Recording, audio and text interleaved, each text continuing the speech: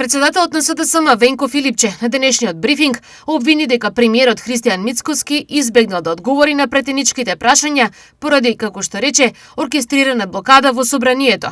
Во меѓувреме, од власта порача дека новиот ребаланс на буџетот носи повеќе средства за здравството, образованието и социјалната заштита со цел подобрување на јавните услуги и заштитата на животниот стандард на граѓаните.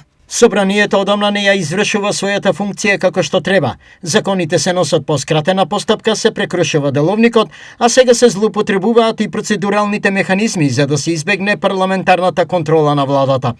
Претеничките прашања се сериозен демократски инструмент и никој нема право да го обезвреднува нивното значење.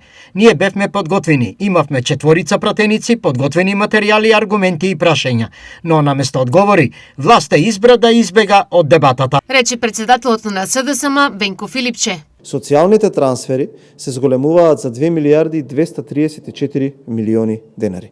Тоа се средства поврзани со социјалните надоместоци, здравствената заштита и обврските кон граѓаните кои не смеат да зависат од дневната политика. Функцијата социјална заштита расте за околу 1 милиарда и 838 милиони денари. Средствата за здравството се зголемуваат за околу 1 милиарда и 811 милиони денари, а за образование повеќе од 1 милиарди денари.